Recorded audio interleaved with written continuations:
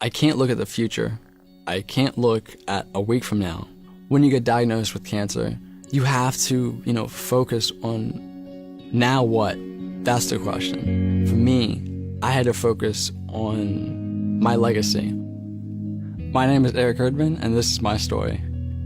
When I was born, I weighed 1 pound and 15 ounces. I was 25 weeks early, and at the time of my birth, I had 5 major operations.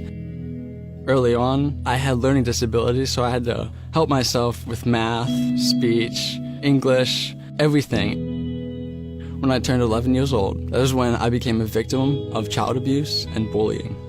I felt like an outcast. It defines who you are, but it made me today into a stronger person. It all stopped when I turned 13 years old.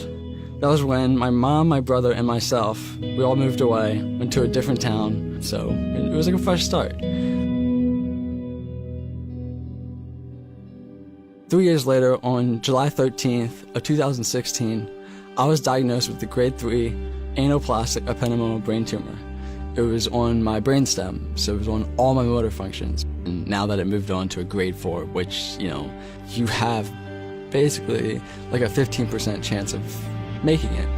It was devastating, I'm not gonna lie, for about 5 minutes. I knew I was gonna beat this because I had a loving family, who was behind me. And everything that I went through, I knew they were there. Make-A-Wish approach, and they wanted to know, what they could do to help.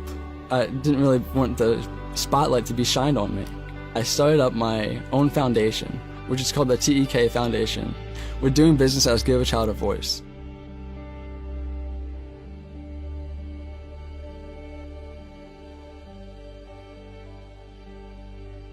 My foundation, it focuses on 3 main things: child abuse, bullying, and life-threatening illnesses, the stuff, I went through. My community that I lived in Pennsylvania, the surrounding communities, they all helped out, my toughest time, and they raised so much money for me. I wanted to give back. We gave back to them by transforming, refurbishing my high school weight room.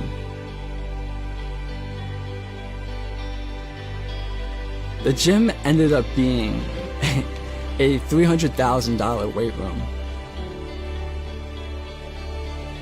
From that gym, I wanted to keep paying it forward.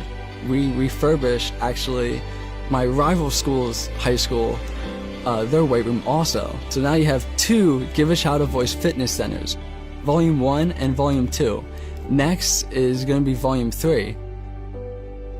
Safe to say, Eric has been through a lot in his lifetime. The cancer, however, isn't stopping him from being an advocate to stop child abuse, bullying, and to fight cancer. Finding their voice is just the beginning. Eric is taking his foundation to new heights. He came to me, he's like, Ann, she's like, why don't we try and bring awareness to NASCAR? NASCAR's such a huge platform. My aunt, Angela Rook, she ended up going back to NASCAR to race for Give a Child a Voice. Since us 2 are paired up, I like to say we're the dynamic duo. My main goal, and the reason I'm here, is for Eric, and it's just to raise awareness. But I'm in one of the elite series, right? So it's a dream for me as well for him. So together, I think him and I will make some changes in the world. That's my hope. From the NASCAR side and from my foundation, we're gonna change this world, I think. I like to say, it sounds weird, but cancer, it was the best thing that ever happened to me.